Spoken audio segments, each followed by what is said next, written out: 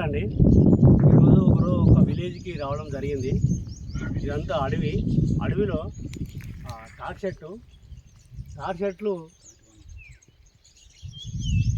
చెట్లు మనకు 2 రకాలు ఉంటాయి. దాంట్లో పరుపుదాడు, పోద్దాడు అని 2 రకాలు ఉంటుంది.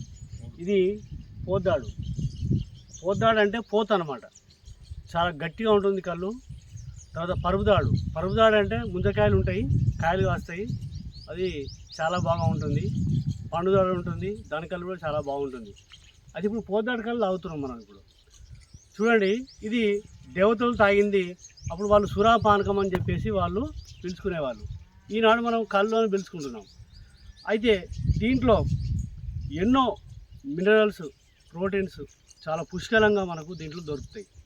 అయితే ఇది న్యాచురల్గా మనకు భగవంతుడు ఇచ్చినటువంటి ఒక మంచి పానం అన్నమాట. అయితే ఇది తాగడం వల్ల మనకి శరీరానికి అవసరమైనటువంటి అన్ని పోషకాలు దీంట్లో దొరుకుతాయి. తర్వాత ఇది బాగా మంచిగా తాగుతాయి. కిడ్నీలో ఉన్నటువంటి స్టోన్స్ కూడా కరిగిపోతాయి. మంచి మూత్రం ఫ్రెష్గా వస్తుంది.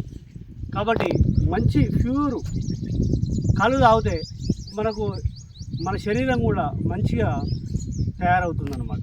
కాబట్టి ఇలాంటి కళ్ళును సేవించి మన పూర్వం నుంచి వ్యక్తులు చాలా ఆరోగ్యంగా మంచిగా ఉన్నారు. కాబట్టి ఇలాంటి కళ్ళును మనము తాగాలని కోరుకుంటున్నాను.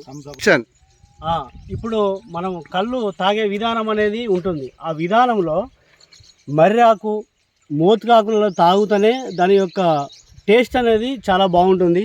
మన గ్లాసులలో తాగితే ఆ టేస్ట్ అనేది పోతుంది. కాబట్టి ఇట్లా న్యాచురల్గా అంటే ఆ మోతుకాకు, మర్రాకులలో తాగితే చాలా బాగా ఇది టేస్ట్ అనేది బాగా ఉంటుంది. కాబట్టి మోతుకాకు, మర్రాకులలో తాగాలి. దీన్ని తీసుకుంటా.